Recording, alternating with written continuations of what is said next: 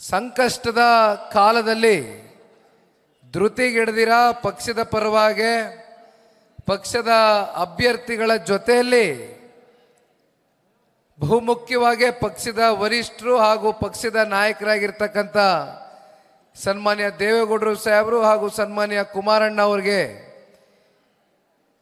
ಅನೇಕ ಸಂದರ್ಭದಲ್ಲಿ ಶಕ್ತಿಯನ್ನು ತುಂಬಿಸ್ತಕ್ಕಂಥ ಪ್ರಾಮಾಣಿಕ ಕೆಲಸವನ್ನು ಮಾಡಿರ್ತಕ್ಕಂಥ ಇಡೀ ಜಿಲ್ಲೆಯ ನನ್ನ ಪಕ್ಷದ ಆತ್ಮೀಯ ನಿಷ್ಠಾವಂತ ಕಾರ್ಯಕರ್ತ ಬಂಧುಗಳನ್ನ ಇವತ್ತು ಭೇಟಿ ಮಾಡ್ತಕ್ಕಂಥ ಸೌಭಾಗ್ಯ ನಂದಾಗಿದೆ. ಇವತ್ತು ವಿಶೇಷವಾಗಿ ಇಂಡಿ ತಾಲೂಕಿಗೆ ಭೇಟಿಯನ್ನೇನು ಕೊಟ್ಟಿದ್ದೇನೆ. ಈ ಭಾಗದ ಕಳೆದ ಸಾರ್ವತ್ರಿಕ ವಿಧಾನಸಭಾ ಚುನಾವಣೆಯಲ್ಲಿ ಅಭ್ಯರ್ಥಿಗಳಾಗಿ ನಿಮ್ಮ ಜೊತೆಯಲ್ಲಿ ಸದಾಕಾಲ ಕಷ್ಟ ಸುಖದಲ್ಲಿ ಪಾಲುದಾರನಾಗಿ ನಿಮ್ಮ ಮನೆಯ ಮಗನ ರೀತಿ ಕೆಲಸವನ್ನು ಮಾಡ್ತಾ ಇರ್ತಕ್ಕಂಥ ಬಿ ಡಿ ಪಾಟೀಲ್ರವರ ನೇತೃತ್ವದಲ್ಲಿ ಇವತ್ತಿನ ಕಾರ್ಯಕ್ರಮ ಭಾಳ ಅಚ್ಚುಕಟ್ಟಾಗಿ ವ್ಯವಸ್ಥಿತವಾಗಿ ಸೊಗಸಾಗಿ ನೆರವೇರ್ತಾ ಇದೆ. ಇಂಡಿ ತಾಲೂಕಿನಲ್ಲಿ ನಾನು ನನ್ನ ನಿರೀಕ್ಷೆಗಿಂತ ಮೀರಿ ಇವತ್ತು ಬೈಕ್ ರ್ಯಾಲಿ ಮೂಲಕ ಪಕ್ಷದ ಎಲ್ಲ ನನ್ನ ಯುವ ಸಮುದಾಯದ ಅಣ್ಣ ತಮ್ಮಂದರು, ತಾಲೂಕಿನ ಹಿರಿಯಕರು, ಜೊತೆಯಲ್ಲಿ ತಾಲೂಕಿನ ಹೆಣ್ಮಕ್ಳು ಎಲ್ಲರೂ ಭಾಳ ದೊಡ್ಡ ಮಟ್ಟದಲ್ಲಿ ಇವತ್ತು ಈ ಕಾರ್ಯಕ್ರಮಕ್ಕೆ ಯಶಸ್ಸನ್ನು ತಂದುಕೊಟ್ಟಿದ್ದೀರಿ. ಬಿ ಡಿ ಪಾಟೀಲರ ಕಳೆದ ಚುನಾವಣೆಗಳ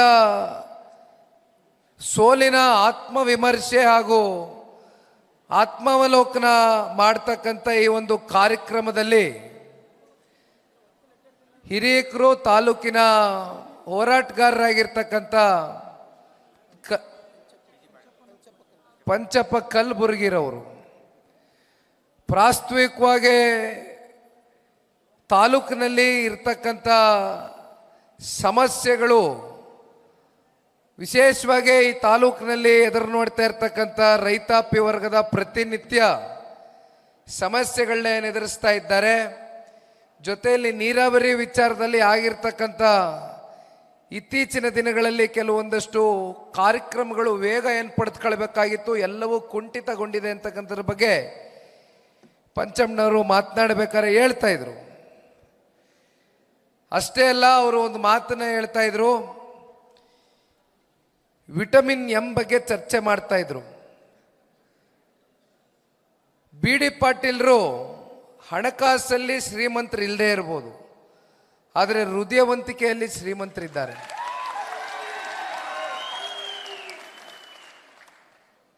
ಚುನಾವಣೆಗಳಲ್ಲಿ ಯಾವಾಗಲೂ ಕೂಡ ದುಡ್ಡು ಕಾಸಿರ್ತಕ್ಕಂಥವ್ರು ತನ್ನನ್ನು ತಾನು ಬಲಿಷ್ಠರು ಅಂತಕ್ಕಂಥದ್ದನ್ನ ಏನು ಅಂದ್ಕೊಳ್ತಾರೆ. ಆದರೆ ಈ ಪ್ರಜಾಪ್ರಭುತ್ವದ ವ್ಯವಸ್ಥೆ ಅಡಿ ಜನರು ಒಮ್ಮೆ ಹೃದಯದಲ್ಲಿ ಒಂದು ತೀರ್ಮಾನವನ್ನು ತೆಗೆದುಕೊಂಡಂಥ ಸಂದರ್ಭದಲ್ಲಿ ಎಂಥ ಬಲಿಷ್ಠವಾದಂಥ ವ್ಯಕ್ತಿಯೂ ಕೂಡ ಸೋಲ್ತಕ್ಕಂಥ ವಾತಾವರಣ ನಾವು ನೋಡಿದ್ದೇವೆ ಹಿಂದೆ ಇತಿಹಾಸದಲ್ಲಿ. ಹಾಗಾಗಿ ಧೃತಿಗೆಡ್ತಕ್ಕಂಥದ್ದು ಬೇಡ. ಬಿ ಡಿ ಪಾಟೀಲ್ರು ಕಳೆದ ಚುನಾವಣೆಯ ಸೋಲಿನ ಬಹುಶಃ ಇಲ್ಲಿ ಹಿರಿಯಕರು ಮಾತನಾಡಬೇಕಾದ್ರೆ ಅವರು ಕಣ್ಣಲ್ಲಿ ನೀರಾಗ್ತಾ ಇರ್ತಕ್ಕಂಥದ್ದನ್ನ ನಾವೆಲ್ಲರೂ ಕೂಡ ಗಮನಿಸಿದ್ದೇವೆ. ಚುನಾವಣೆಯ ಹಿನ್ನಡೆ ಎಷ್ಟು ಆ ಅಭ್ಯರ್ಥಿಯ ಮೇಲೆ, ಆ ವ್ಯಕ್ತಿಯ ಮೇಲೆ ಪರಿಣಾಮ ಬೀರುತ್ತೆ ಅಂತಕ್ಕಂಥದ್ದನ್ನ ನಾನು ಅರ್ಥ ಮಾಡ್ಕೊಳ್ತೇನೆ. ಆದರೆ ಒಬ್ಬ ರೈತನ ಮಗ ಇವತ್ತು ತಾಲೂಕಿನ ಸಮಗ್ರ ಅಭಿವೃದ್ಧಿಯ ದೃಷ್ಟಿಯಿಂದ ತನ್ನದಾದಂಥ ಕನಸುಗಳು, ಕಲ್ಪನೆಗಳನ್ನ ಹೊತ್ತು ಇವತ್ತು ಬಿ ಡಿ ಪಾಟೀಲ್ರು ನಿರಂತರವಾಗಿ ತಾಲೂಕಿನ ಜನತೆಯ ಸಂಬಂಧ ಮತ್ತು ಸಂಪರ್ಕವನ್ನು ಇಟ್ಕೊಂಡಿದ್ದಾರೆ. ಯಾವ ಕಾರಣಕ್ಕೂ ಪಾಟೀಲ್ರೇ ಚುನಾವಣೆಯ ಹಿಂದಿನ ಚುನಾವಣೆಯ ಸೋಲಾಗಿರ್ಬೋದು, ಆದರೆ ನಿಮಗೂ ಆ ಭಗವಂತ ಆ ಶಕ್ತಿಯನ್ನು ಕೊಟ್ಟಿದ್ದಾನೆ. ಎಲ್ಲವನ್ನ ಸಮಚಿತವಾಗಿ ತಗೊಂಡು ಹೋಗ್ತಕ್ಕಂಥ ಕೆಲಸ ಮಾಡೋಣ. ಮುಂದೊಂದು ದಿನ 100ಕ್ಕೆ 100 ತಾಲೂಕಿನ ಜನತೆ ನಿಮ್ಮ ಪ್ರಾಮಾಣಿಕತೆ, ನಿಮ್ಮ ನಿಷ್ಠೆಯನ್ನು ಗುರುತಿಸ್ತಕ್ಕಂಥ ದಿನ ಭಾಳ ದೂರ ಇಲ್ಲ ಅಂತಕ್ಕಂಥದ್ದು ನಾವೆಲ್ಲರೂ ಕೂಡ ನಂಬಿದ್ದೇವೆ. ಜನತಾದಳ ಪಕ್ಷಕ್ಕೆ ಮುಂದಿನ ಭವಿಷ್ಯದ ದಿನಗಳಲ್ಲಿ ಶಾಸಕರಾಗಿ ನೋಡಬೇಕಾಗಿರ್ತಕ್ಕಂಥದ್ದು, ಕಾಣಬೇಕಾಗಿರ್ತಕ್ಕಂಥದ್ದು, ನಾನೊಬ್ಬ ಪಕ್ಷದ ನಿಷ್ಠಾವಂತ ಕಾರ್ಯಕರ್ತನಾಗಿ ಯಾವಾಗಲೂ ನನ್ನ ಮನಸ್ಸಲ್ಲಿ ಒಂದು ಚಿಂತನೆಯನ್ನು ಮಾಡ್ತಾ ಇರ್ತಾನೆ. 2004ರಿಂದ ಇಲ್ಲಿಯವರೆಗೂ ಕಳೆದ 20 ವರ್ಷದಲ್ಲಿ ಬಹಳ ಜನ ಬಂದು ಟಿಕೆಟನ್ನು ಪಡೆದು ಪಕ್ಷವನ್ನು ಒಂದು ರಾಜಕೀಯ ವೇದಿಕೆಯಾಗಿ ಇಲ್ಲಿಂದ ಶಾಸಕರಾಗಿ, ಮಂತ್ರಿಗಳಾಗಿ ದೊಡ್ಡ ದೊಡ್ಡ ಉನ್ನತವಾದಂಥ ಸ್ಥಾನಕ್ಕೆ ತಲುಪಿ ತದನಂತರ ಪಕ್ಷದ ಕಾರ್ಯಕರ್ತರಿಗೆ, ಪಕ್ಷಕ್ಕೆ, ವರಿಷ್ಠರಿಗೆ ಮೋಸ ಮಾಡಿ ಹೋಗಿರ್ತಕ್ಕಂಥ ಉದಾಹರಣೆಗಳು ಸಾಕಷ್ಟಿದೆ. ಯಾಕಿದನ್ನು ನಾನು ನಿಮ್ಮ ಮುಂದೆ ಮತ್ತೆ ಪ್ರಸ್ತಾವನೆ ಮಾಡ್ತಾ ಇದ್ದೀನಿ ಅಂದರೆ, ಇವತ್ತು ಬಿ ಡಿ ಪಾಟೀಲ್ರು ಒಬ್ಬರು ರೈತರ ಮಗ. ಅವರೇನು ದುಡ್ಡು ಕಾಸಲ್ಲಿ ಶ್ರೀಮಂತರಲ್ಲ. ಆದರೆ ಅವರಲ್ಲಿ ಒಂದು ಪ್ರಾಮಾಣಿಕತೆಯನ್ನು ನೋಡಿದ್ದೇನೆ ನಾನು. ಪಕ್ಷದ ಪರವಾಗಿ, ಪಕ್ಷದ ವರಿಷ್ಠರ ಪರವಾಗಿ, ಪಕ್ಷದ ಮುಂದಿನ ದಿನಗಳಲ್ಲಿ ಜಿಲ್ಲೆಯಲ್ಲಿ ಅತಿ ಹೆಚ್ಚು ಬಿ ಡಿ ಪಾಟೀಲ್ರು, ರಾಜುಗೌಡರು, ಆ ಕಡೆ ನಾಗಠಾಣದ ಮಾಜಿ ಶಾಸಕರು ಮತ್ತು ಬಸವನ ಬಾಗೇವಾಡಿಯ ಅಪ್ಪುಗೌಡರು ಕೂಡ ಇಲ್ಲಿ ಕೂತಿದ್ದಾರೆ. ಇವರೆಲ್ಲರೂ ಮುಂದೊಂದು ದಿನ ಈ ಜಿಲ್ಲೆಯಲ್ಲಿ ಶಾಸಕರಾದಾಗ ಪಕ್ಷಕ್ಕೆ ನಿಷ್ಠಾವಂತರು ಮುಂದಿನ ದಿನಗಳಲ್ಲಿ ಶಾಸಕರಾದಂತೆ ನಾವೆಲ್ಲರೂ ಕಾಣಬಹುದಣ್ಣ.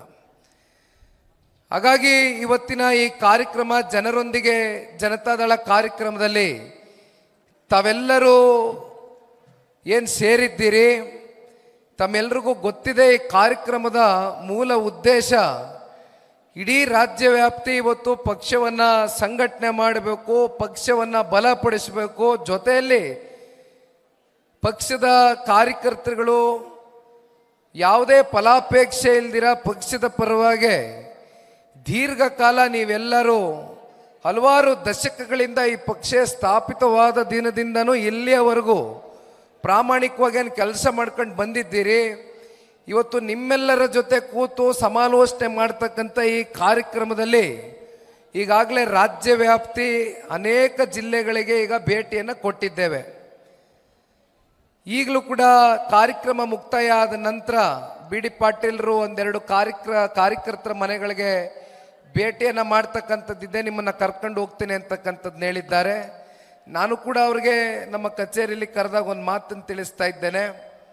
ಯಾಕೆಂದರೆ ಇವತ್ತು ಬಂದವು, ಸುಮ್ಮನೆ ವೇದಿಕೆ ಮೇಲೆ ನಿಂತವು, 4 ಜನ 4 ಮಾತಾಡಿದ್ವು, ಹೊರಟ್ರು ಅಂತಕ್ಕಂಥದ್ದು ಆಗಬಾರ್ದು. ಯಾಕೆಂದರೆ ನೀವೆಲ್ಲ ಈ ಪಕ್ಷದ ಪರವಾಗಿ ಇಷ್ಟು ವರ್ಷಗಳ ಕಾಲ ಪ್ರಾಮಾಣಿಕವಾಗಿ ಸೇವೆಯನ್ನು ಸಲ್ಲಿಸಿದ್ದೀರಿ, ಪಕ್ಷವನ್ನು ಕಟ್ಟು ಬೆಳೆಸಿದ್ದೀರಿ. ನಿಮ್ಮಂಥವರ ಜೊತೆಯಲ್ಲಿ ನಿಖಿಲ್ ಕುಮಾರಸ್ವಾಮಿ ಒಂದು ನಿರಂತರ ಸಂಪರ್ಕ, ಸಂಬಂಧ, ಬಾಂಧವ್ಯವನ್ನು ಹೊಂದಬೇಕು ಅಂತಕ್ಕಂಥ ಬಯಕೆಯಿಂದ ಇವತ್ತು ಇಲ್ಲಿ ಬಂದು ನಿಂತಿದ್ದೇನೆ. ಮುಂದಿನ ಭವಿಷ್ಯದಲ್ಲೂ ಕೂಡ ಗ್ರಾಮ ಪಂಚಾಯಿತಿ ಚುನಾವಣೆ ನಾವು ಅತಿ ಶೀಘ್ರದಲ್ಲೇ ಎದುರು ನೋಡ್ತಾ ಇದ್ದೇವೆ. ಅದು ಡಿಸೆಂಬರು, ಜನವರಿ ತಿಂಗಳಲ್ಲಿ ಬಹುಶಃ ಘೋಷಣೆ ಆಗ್ತಕ್ಕಂಥ ಸಾಧ್ಯತೆ ಇದೆ. ಜೊತೆಗೆ ZPTP ಚುನಾವಣೆ, ಜಿಲ್ಲಾ ಪಂಚಾಯಿತಿ, ತಾಲೂಕು ಪಂಚಾಯಿತಿ ಚುನಾವಣೆ ಘೋಷಣೆ ನೀವು ಈ ಕೂಡಲೇ ಮಾಡಬೇಕು, ಒಂದು ದಿನಾಂಕವನ್ನು ನಿಗದಿಪಡಿಸಬೇಕು ಅಂತಕ್ಕಂಥದ್ದು ಈಗಾಗಲೇ ಕೋರ್ಟು ಕೂಡ ಸರ್ಕಾರಕ್ಕೆ ಹಲವಾರು ಬಾರಿ ಛೀಮಾರಿ ಹಾಕಿರ್ತಕ್ಕಂಥದ್ದು ಕೂಡ ನೋಡ್ತಾ ಇದ್ದೇವೆ. ಸ್ವಾದಿಷ್ಟತೆಯ ಸ್ವಾದ, ತಾಜಾತನದ ಆಹ್ಲಾದ, ಉತ್ತಮ ಆರೋಗ್ಯ ಮತ್ತು ಹೆಚ್ಚಿನ ರೋಗ ನಿರೋಧಕ ಶಕ್ತಿಯ ವೃದ್ಧಿಗೆ ಈಗ ನಿಮಗೆ ಸಿಗುತ್ತಿದೆ ಉತ್ತಮ ಗುಣಮಟ್ಟದ ಪೌಷ್ಟಿಕಾಂಶ Shri Vaidik millet health mix. ಇದು ಸಿರಿಧಾನ್ಯಗಳ ಸಂಪತ್ತು.